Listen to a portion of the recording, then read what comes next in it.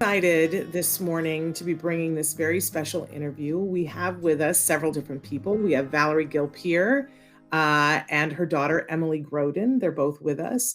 They are the authors of a new and fabulous book that is out this month that you're all going to want to get your hands on. We're going to ask Valerie, because I've messed up the title of this many times. Valerie, what is the title of the book? The title of the book is I Have Been Buried Under Years of Dust. And this is what it looks like. Wonderful. And it's, an amazing book. Back in December, Temple Grandin, before the book was ever out, endorsed the book on this show. So that's a pretty amazing thing. We also want to say that also with Emily is Stephanie Lewis, who is a communication partner for Emily, which is part of what this entire book is about.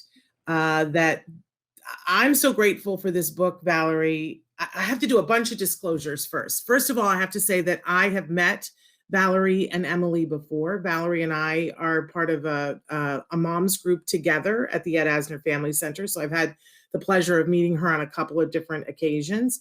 And I also have to give the disclaimer that the parent company for autism-live is the Center for Autism and Related Disorders, CARD, which is talked about frequently in the book, because CARD was a place, Valerie, that Emily was treated for a while and ultimately was not. Is all of that true? Absolutely. Yes. There we go. So Emily I do was have to give those disclaimers, lest people think that I'm not telling them the whole truth and nothing but the truth. correct. But thrilled to be here on all of those counts. I think that just makes it that much more special to be with both of you. And in a nutshell, what is the book about, Valerie? The book is about our journey, really. It's a journey from the time that Emily was first diagnosed to the time of her breakthrough as a remarkable communicator via the written word. And, the background story and the struggles that we had are just really are sort of the hanger on which we place Emily's story in terms of what she's able to do. I mean, it's the vehicle to really showcase her because her work deserves to be showcased. She was essentially nonverbal. She is still nonverbal or limited, what they call minimally speaking, for most of her life, all of her life. And then at 25 years of age, we had this extraordinary breakthrough. Which, as far as I'm concerned, couldn't have come at a better time. We were struggling hugely, as the book details, with all kinds of issues and potential issues, a lot of which, have later emerged as issues for the nonverbal community. I mean, I think the example of what happened to the young man at Costco is a pretty good example here in California, which many people know about, is a pretty good example of that. And there were a lot of fears involved, about her inability to communicate. And as she got older and bigger and stronger, got worse and worse. And it was a big issue. So that's really what it is. And then of course, when she started to communicate via typing, what came out was extraordinary.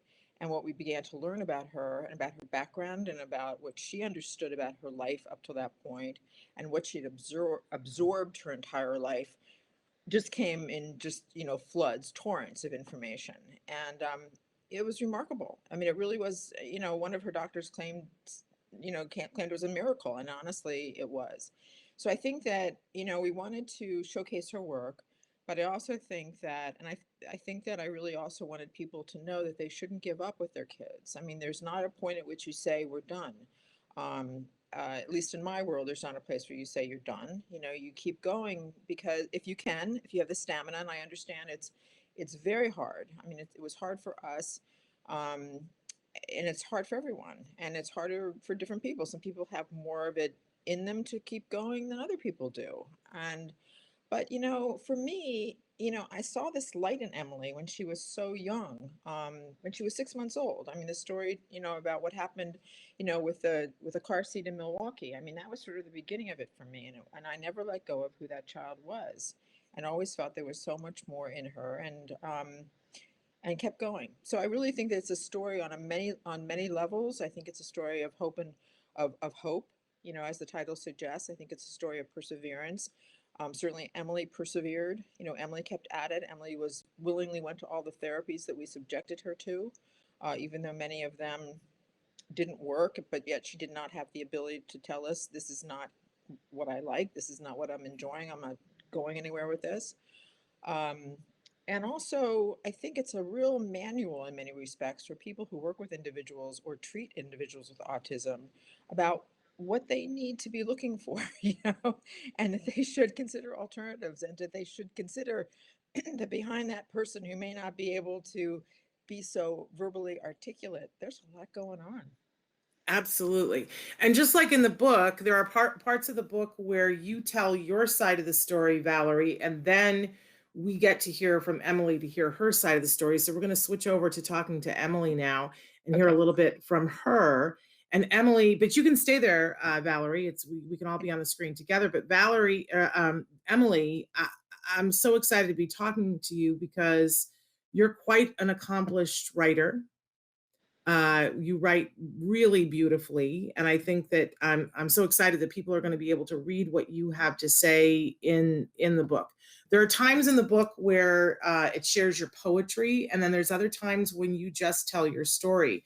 And I'm wondering, which do you prefer to write? Do you prefer to write poetry, or do you prefer to write about your life and who you are? Question. It's a big question. It's a good question. Whenever you're ready, my dear. I think it's what I am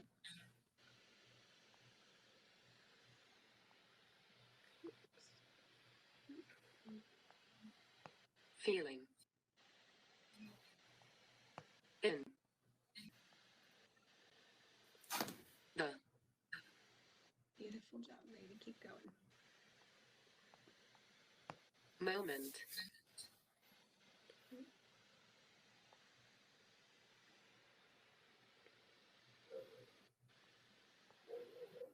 Lately, I am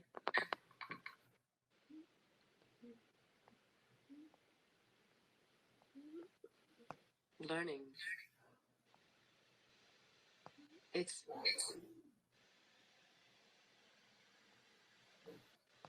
best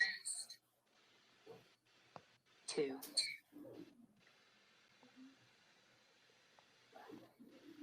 write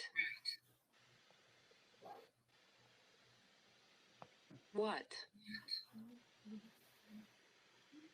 is in And it will read the whole sentence for you. I think it's what I am feeling in the moment. Lately, I am learning it's best to write what is in mind. Let me know if you need me to repeat any of that, you guys. Beautiful. Absolutely beautiful. But for our viewers at home, because they want to understand what's happening, and we're seeing Emily doing something, but we can't see quite what she's doing. And we see you holding on to her sweater. Stephanie, can we either see or can you describe what's there in front of you? Oh, And what sure. and Yeah, what let me move the camera so that you guys can see like her iPad and everything. yeah. So that's what she was typing on. And what are you, that was spectacular, Emily. That was awesome. But when you're holding on to her sweater, what are you doing there, So Stephanie? I'm just holding, so you'll see I'm holding just on right here to her. And it used to be that was kind of a cue to let her know, like, hey, it's your turn in the conversation. But now at this point, I wait for her to initiate before I go to give her the support. Okay, cool. Well, Emily, I just loved what you said, and my next question for you, having seen this in the book, is I'd like to know if there was any place in the world that you could go. Where would you like to go?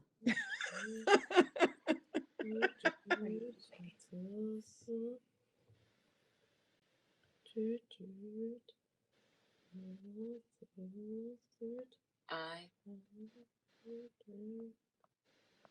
think I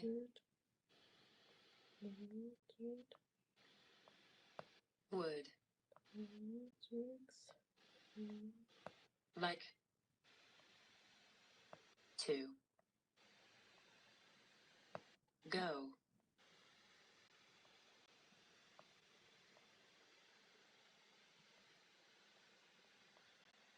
Somewhere.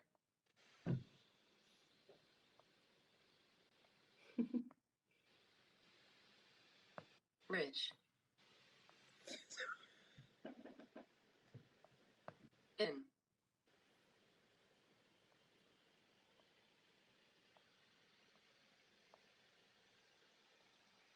History.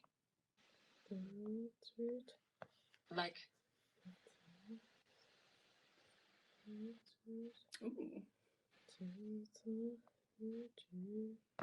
Greece. Yeah.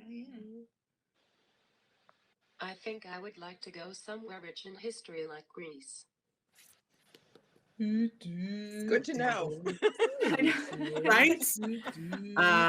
Right. Well, I hope that that's in your future sometime.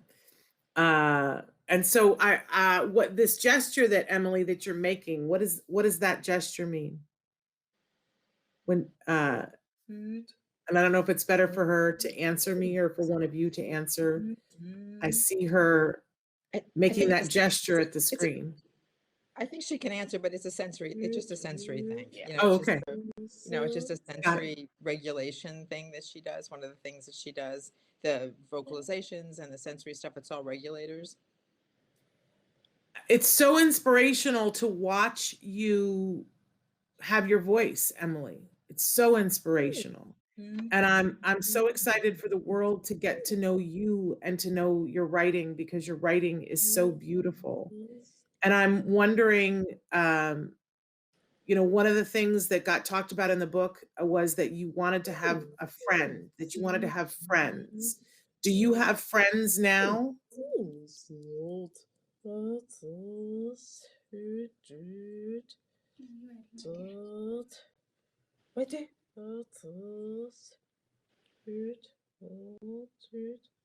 I. Do. And. I. No. Who. I. Want. To. Beautiful.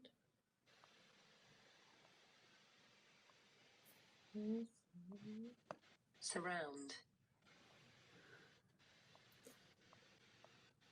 Myself. With.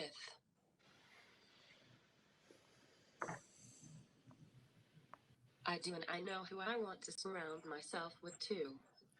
That's a very mature attitude. For how old are you now, Emily? How old are you? 25. You can type it if you want. But we heard her say it. There you go. 29. You're a very accomplished woman for 29. That's incredible. So, Emily, I know you have a lot of things that you got to do today, and I don't know how long we want to keep you, but I would love to know, for people who have children who do not yet communicate in the way that you do you have any advice for parents? What would you like parents who have small kids who are not vocally communicating, what would you like for them to know?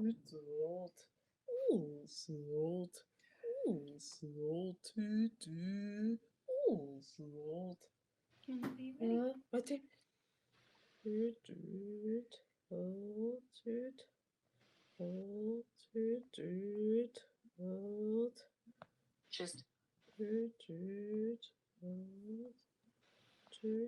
Don't. Dawn. T. There you go.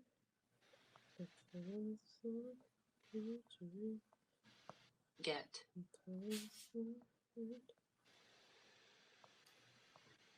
Stuck.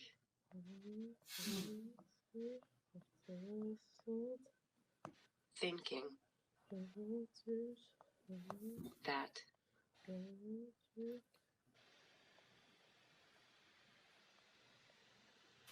Speech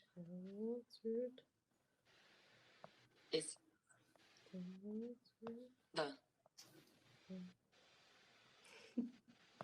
big goal.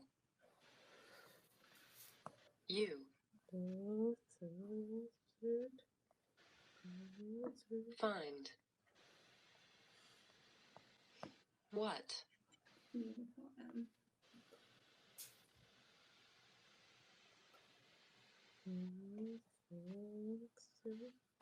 works.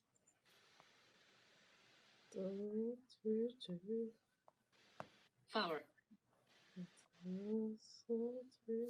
Just don't get stuck thinking that speech is the big goal. You find what works for you. Spectacular. Amen to that. Thanks, Emmy. And of everything, you guys did a lot. You did a lot. Your mom and dad did a lot. Emily, what helped you the most?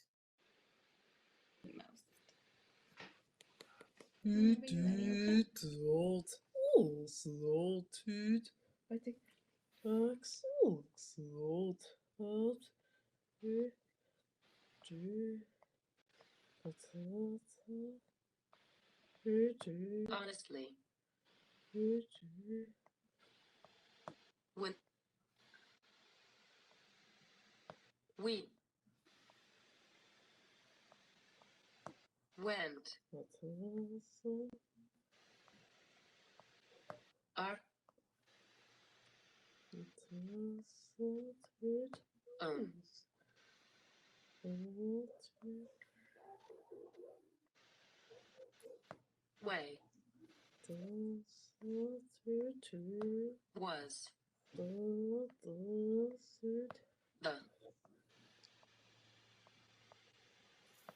went our own way was the best thing.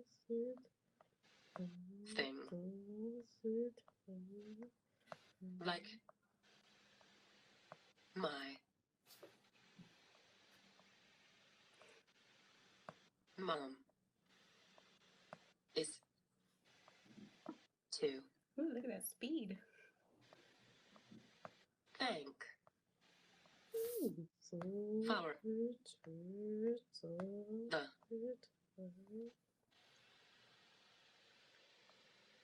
team and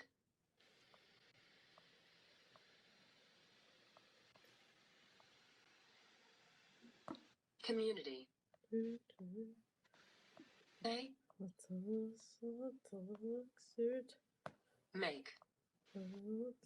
me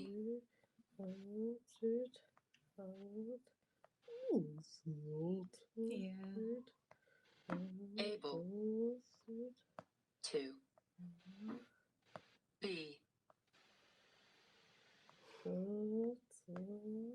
my. Honestly, when we went our own way was the best thing. Like my mom is to thank for the team and community. They make me able to be my best. Amazing. Absolutely amazing. I feel like you've had such a team. You've had people around you to help you. And I hear how grateful you are for your mom and your dad. Right now in your life, Emily, is what helps you right now? Because I'm asking 18 questions all at once. Let me stop. There's just so much. It's like, first of all, I'm sitting here and I'm crying, Emily, because so am I. it's so She's exciting. having lots of questions coming at her. Yeah, it's so exciting, and it's like I just want to know everything, right? And I'm sure that's what your life is like, Valerie. That you like, just want to know absolutely everything, which is why the book is so brilliant. Because a lot of the things that our viewers are thinking, I just want to know this, and I want to know this. Shannon, why are you not asking this? A lot of those questions will be answered in the book, and I don't want to spoil reading the book for those people. But Emily, I guess I want to know a little bit about what your life is like right now. What kinds of things are it's difficult right now because we're still in a little bit of shutdown, but what do you like to do right now? Hang in there, you're doing a great job. Whenever you're ready.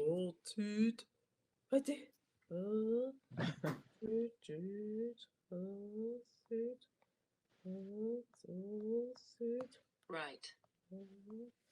Hmm. Now. I am very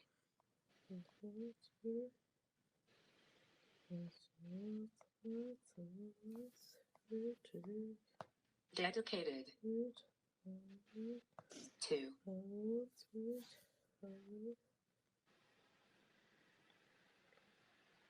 There you go, lady. school. I am The sniffles. taking a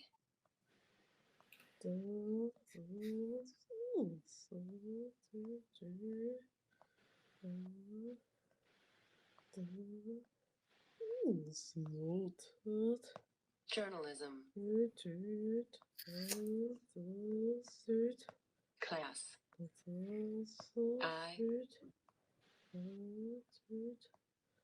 I love and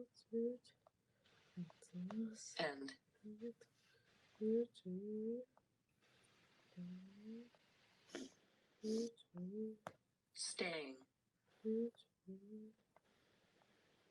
busy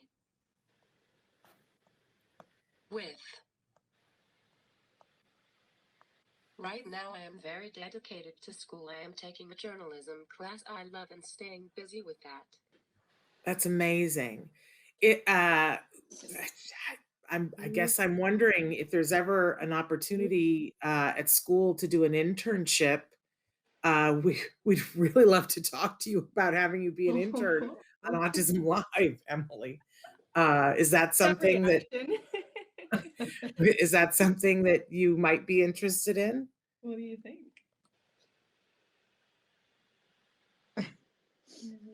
It's okay to say no.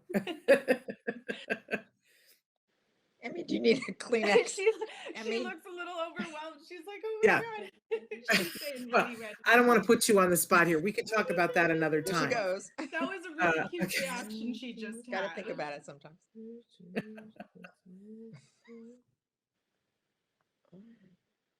Would like to hear about. I would like to hear about it. Okay. That's the perfect politically correct answer, Mom. That is the right answer when someone asks you about an internship. Good job, Emily. All right. I know that you have things that you have to do, Emily, and I'm going to stay and talk to your mom. And you could stay if you want to, or if you have other things to do. What would you like to do? Would you like to stay and continue to be part of the conversation, or do you need to go? What do you think? Totally up to you.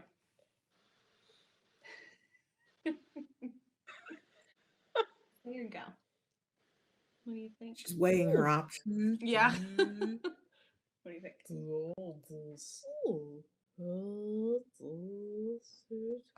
I will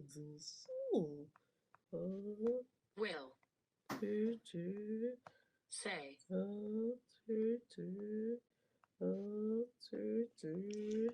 thank you.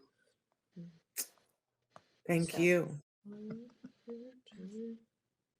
much Hmm. for the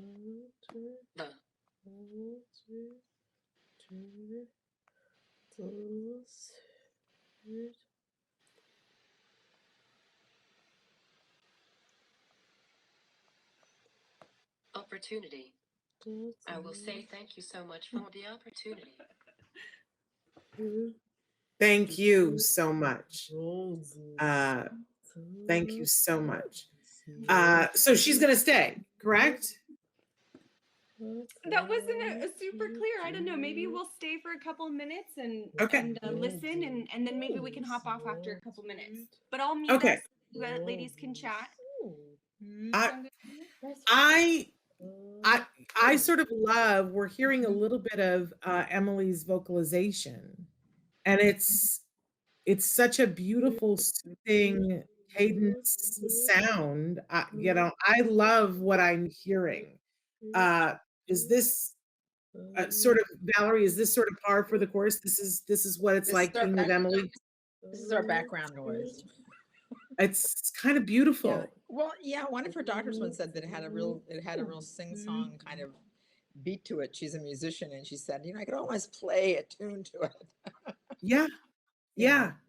Yeah. It's pretty much endless though. So, sometimes it's yes, it is very melodic. Yes. Yes. Our producer has said that it's very melodic. Yes. And there is like a soothing aspect. It's I think in one of the places in the book you described it as like a bird cooing. And that's kind of what it feels like for me. It's beautiful. Emily, do you also sing?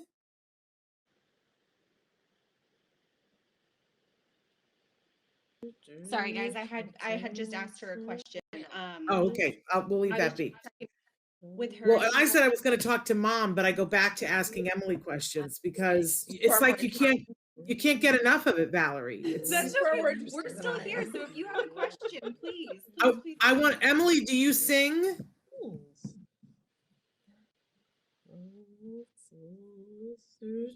I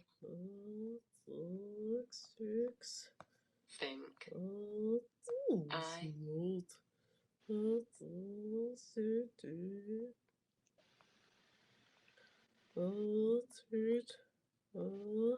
surprised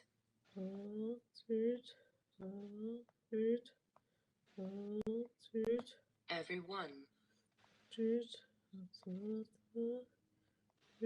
recently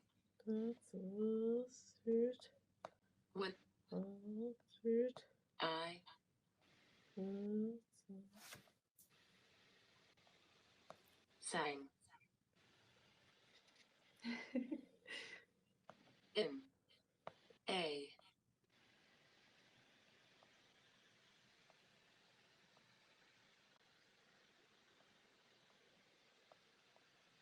a microphone. Not well. But I think I surprised everyone. There you go. You hit that one, yeah. But I did. I think I surprised everyone recently when I sang in a microphone. Not well, but I did it. That's amazing.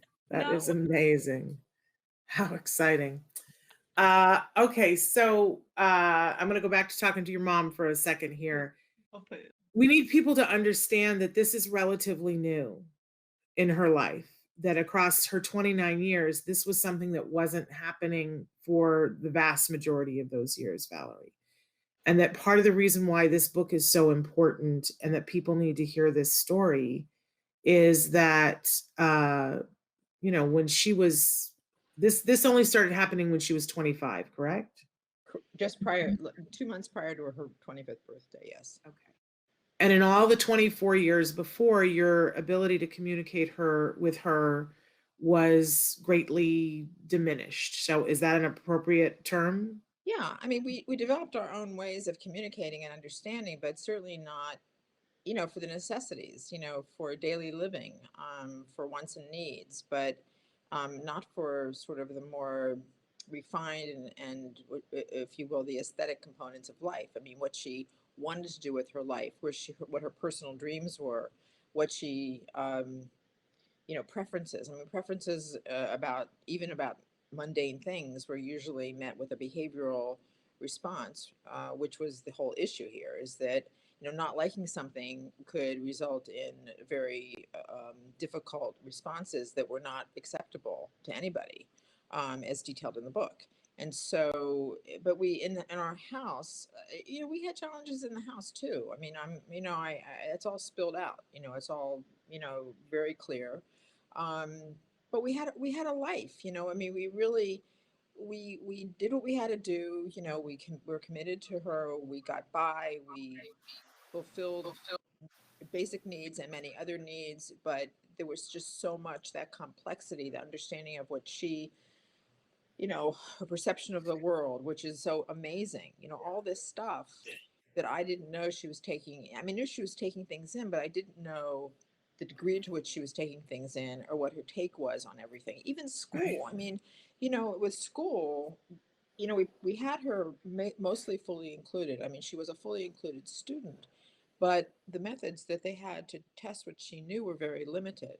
So it got better, and actually, interestingly, it got better in high school, but in elementary school, they were using sort of alternative forms, yes, no, short things, and never subjecting her to any standardized tests. And then when she goes over and she takes a test for entrance at Santa Monica College, she just like nails it. And it's like, she was taking all that in. It just, there was no measure of it. And that was the problem. It was those metrics, that inability to actually, put her into a box and say, yes, she could do this. So the assumption, what happens is that there's nothing there. The assumption becomes there's nothing there because the school district doesn't know how to measure it.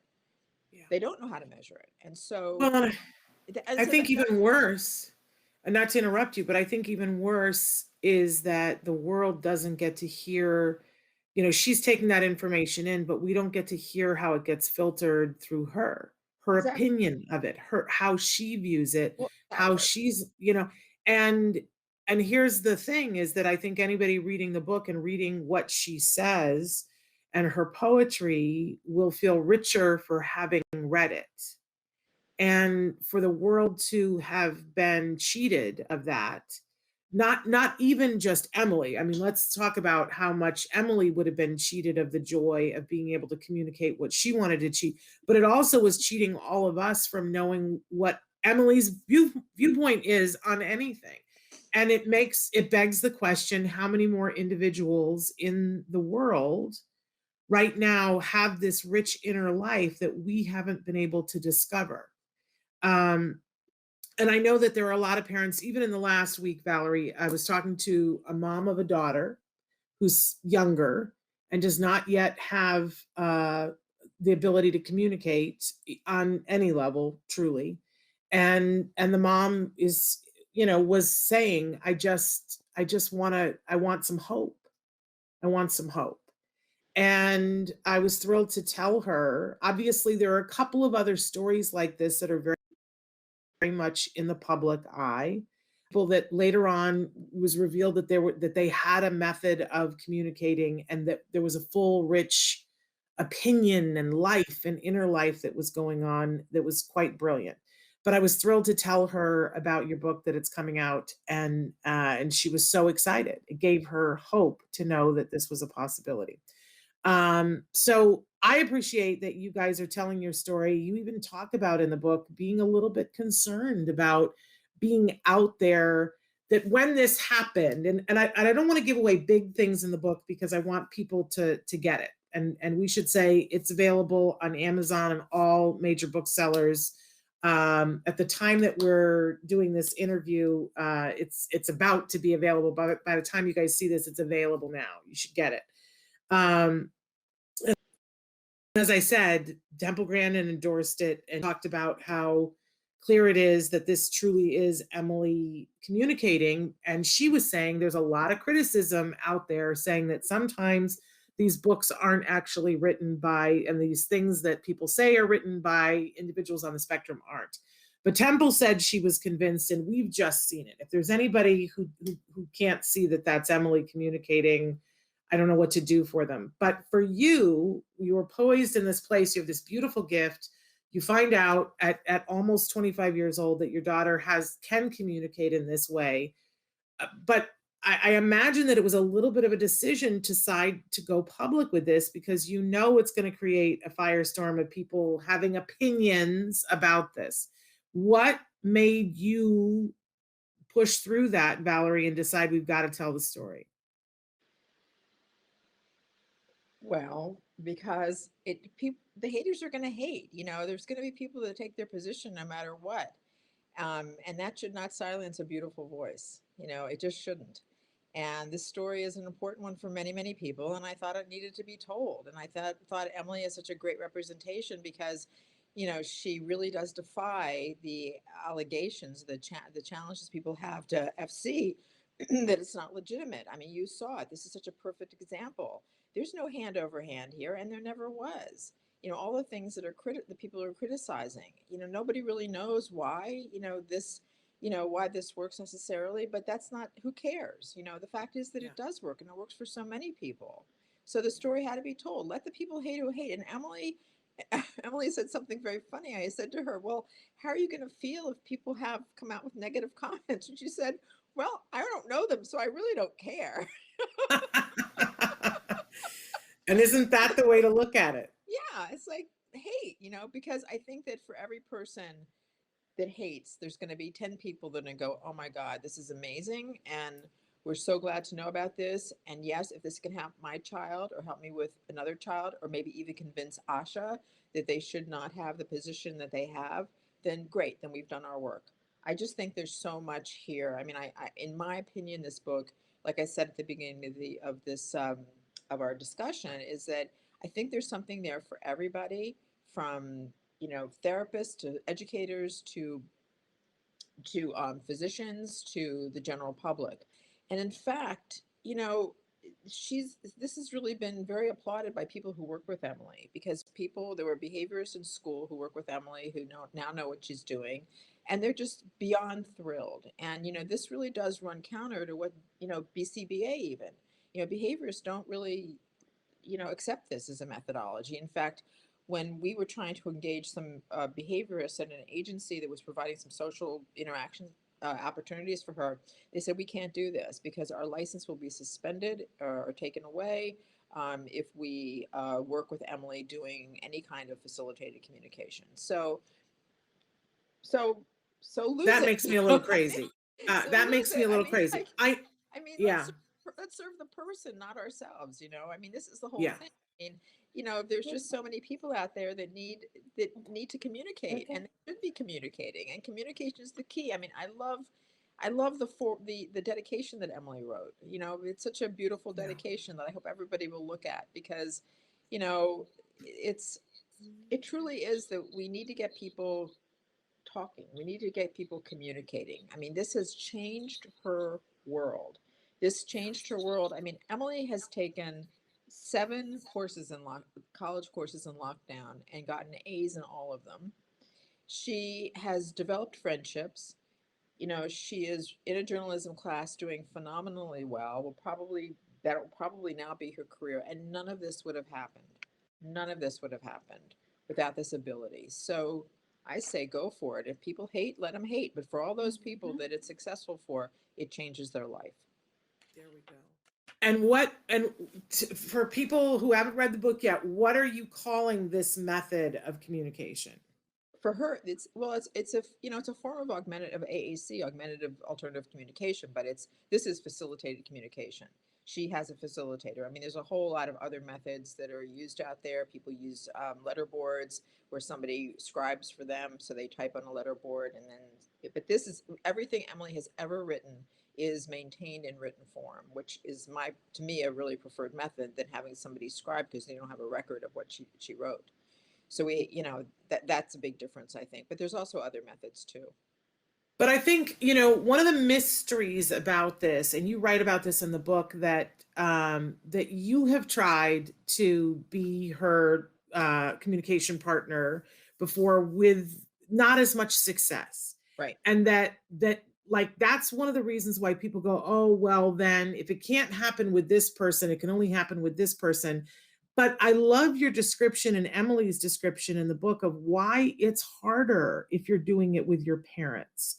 I just sat here and watched her communicate, and I had all these emotions going on. I started to cry as she was starting to write. I started to fill in blanks as she was starting to write of what I thought she was saying, and then it ended up being something else.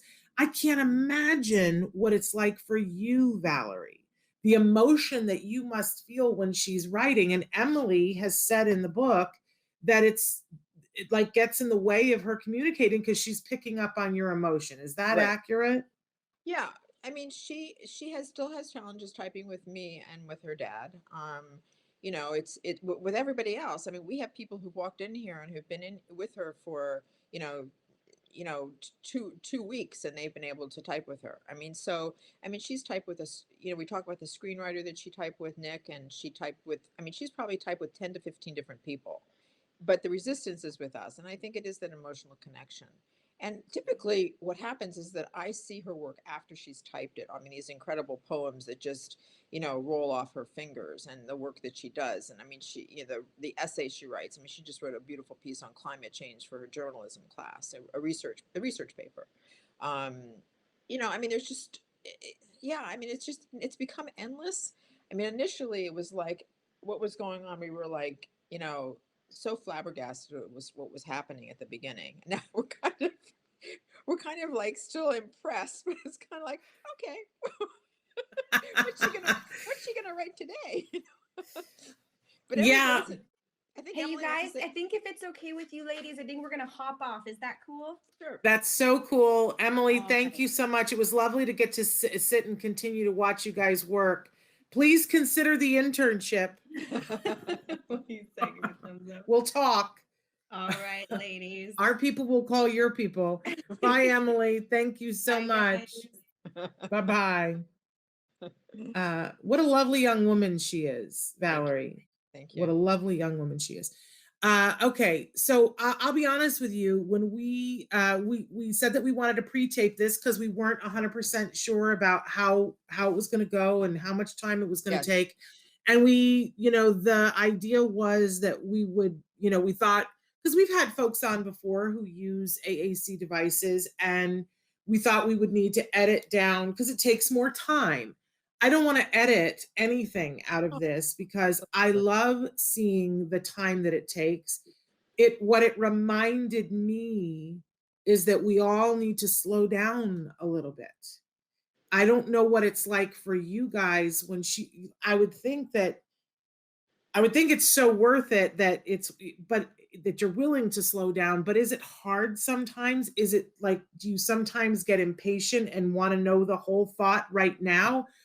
Well, let me say this. I think the interesting thing about Emily, which I think really speaks to this incredible intelligence that she has, is that if you noticed, she was processing the question before she responded. And Yes. how many of us do not process the question before we speak verbally?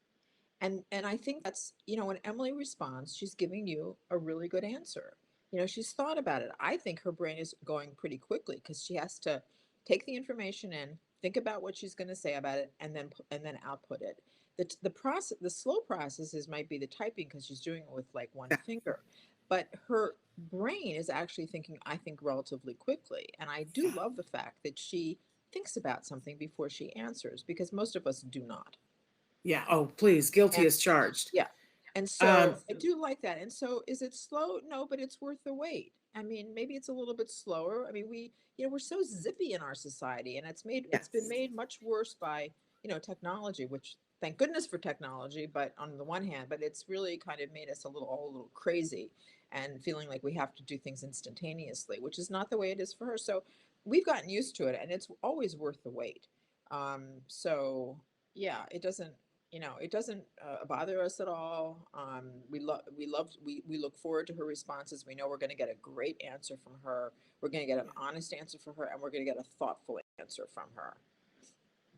And I guess because we're running out of time if we're not going to edit within, but I guess I want to know from you about, I want people to read the book. I think that they need to read the book. People need to own the book. But I want to know from you, Valerie, two things. How is your life different today than you thought it was going to be when she was 22? Oh, wow. I haven't been asked that question. Um, I don't know. I think that in many respects, um, my life in terms of my personal situation, with her and with my husband, I don't know that it's changed that much in terms of physical aspects of it. At 22, she was living someplace else. I mean, she was living elsewhere, and because of what's detailed in the book, she had to come home. I think that one thing I will say is that this whole process has made us closer than she was when she was 22, because I know so much more about her than I did when she was 22. So, but in terms of my level of commitment to her, it's still there. I mean, still the same level of commitment.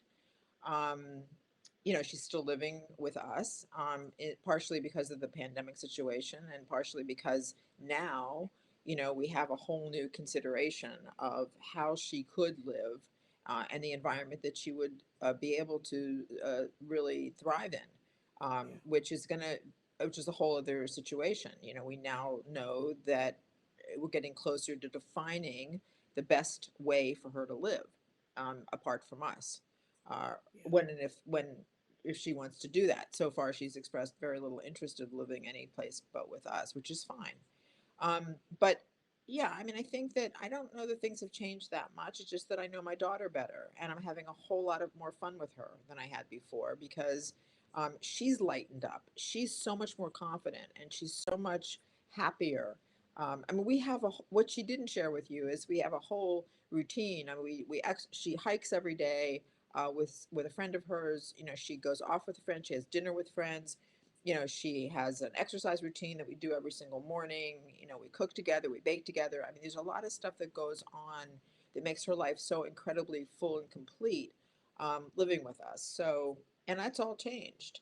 I mean, I think that that's one thing I sort of want to say, if I could, just one quick thing about raising a child with autism. I mean, that, we've got to give our kids self-esteem and confidence. And I think that that is one of the things that we always did for Emily. We always gave her ways to shine and ways to feel good about herself, even though she wasn't verbal. And I think that you lay a foundation for your child. You don't, the criticism has to be at a very minimum. It's more alternatives and support and showing them ways maybe to do better with something. But if the criticism is something that people need to lay off, because I think that that helped Emily enormously. In addition, of course, to all of the reading and the exposure to the world. Yeah. I know this wasn't a question you asked, but I just sort of want to throw it out there, because I think that these things are which build confidence and an interest in being part of the world and going out into the world.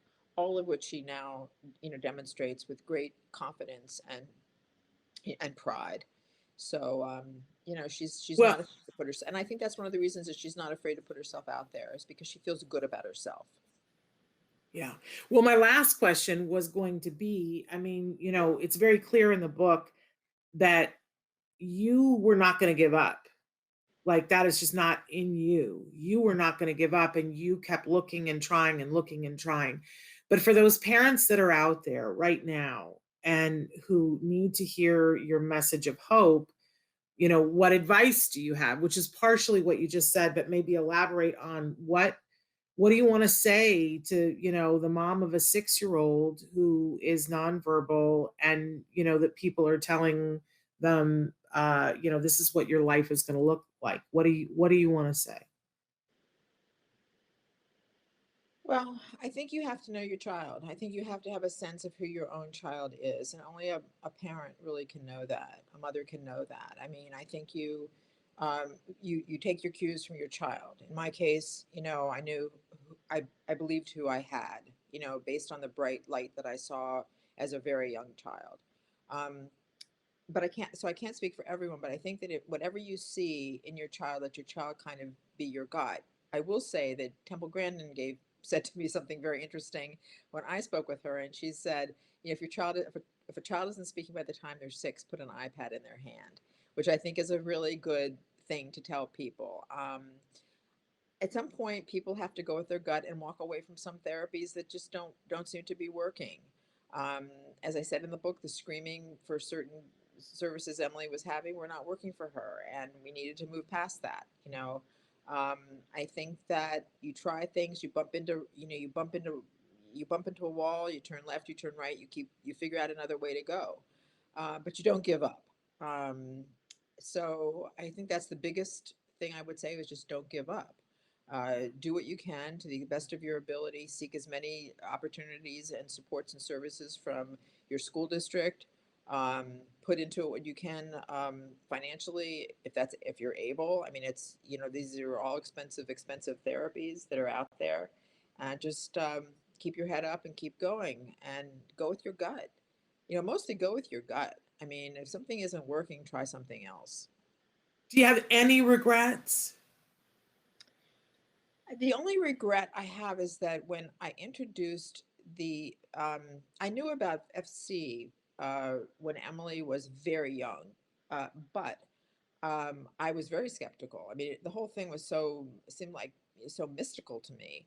So I regret that when she was about 13, she was working with a speech therapist, and we looked into FC. We actually went out to meet with Darlene Hansen, um, but there was somebody else there that day that we went, and it didn't work. And so it was such a far distance to go that I kind of abandoned it. So I'm a little sorry that we didn't go back to it earlier. But I think, I give myself a little bit of a break on that because I think that Emily was ready when Emily was ready. And I think that that is the way it is with everybody. We all are ready to do things when we're ready to do them. And I'm not so sure that any amount of pushing would have changed that. In fact, she had all those more of those years to sort of, be a bystander, see the world, take it in, get her collect her information, and then let us know what she had to say. So that's really might have frustrated her then. Other than that, I feel like we did absolutely everything that we could have done for her. I mean, we loved her, to the end of the world, and did what we could, took her everywhere, exposed her to everything. Really did ignore. Uh, there were doctors who basically told me she will never ever ever ever have anything to say and never communicate. And I got up and just, I would just walk out. I mean. Yeah. There were so many instances. I mean, it's reported in the book, the instances where I just get up and walk out. If the doctor says something, I just get up and walk out, just like, send me your bill. It's like, I was just like, You got good at it. And I have to tell you, I had it with the regional center too. I mean, I actually said to the regional center, how dare you say that to me? How dare you say that to me? So I'm a born fighter. Yeah. And you perfected it. And we're out of time, but I really, again, want to encourage people, get the book. Can you hold it up again for them to see so they recognize the cover? Yes. There it is. I have been buried under years of dust, and we'll let them figure out whose voice that is. Whether that's yours or Emily's. We'll let them figure that out. They got to get the book to do it. It's available on Amazon and through all major booksellers, and it is available now. So you guys should get the book. It is the perfect, spring break read, and a perfect book to get as a gift to give to somebody that is struggling and that wants to get hope. And I also want to say that in it, you talk about very distinctly about autism and about some very different points of view about autism and whether it should be called a psychological disorder, that you think that it should not be called a psychological disorder, and have some really interesting viewpoints after talking to a lot of doctors about what might be the core of autism. I think I'm going to leave that as a surprise for people. That they should get the book and read what you have to say about it, because I think it's a very interesting take on things. Any parting comment that you want to give for people about why they should get this book? Well, all I can say is that I really hope that you will get the book and read the book, and that it will change your life or change the life of somebody that you love, or somebody that you work with.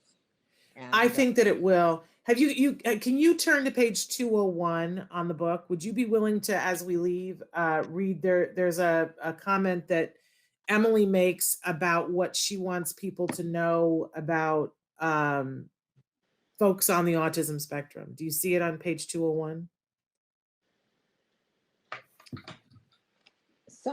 Something I need you to hear is this. Yes. I am autistic, not brain dead. Please never again underestimate people like me. We make noises and do peculiar things with our bodies. That is undeniable. However, our greatest affliction is that the world sees us as incapable of anything else. Make me proud to be part of this world by helping me eradicate the misconceptions. Please know that I am thankful for each one of you and that you have taken the time to hear my words. So what's interesting about this, if I may, Yeah. is that Emily, these were some of the first words that Emily ever wrote. These words were written and then posted on Facebook right before Thanksgiving of 2016, and she had only been typing since August 6th. So these were really early words. And so powerful. So powerful. Words to change the world. There we go. Valerie, thank you for your bravery in telling this story. Thank you for being such an amazing mom. And thank you for sharing Emily with us. Please give her our love. And thank you for being here with us today. Thank you, Shannon. I really appreciate this opportunity. Thanks for watching Autism Live. If you found anything helpful in this video, please give us a like. In fact, make sure that you smash that subscribe button on YouTube and give us a like on Facebook. You can also follow us on Twitter and Instagram for important updates. And please download our free podcast wherever you get your podcasts. See you next time. Until then, give your kiddos a hug from me and one for you too. Bye-bye for now.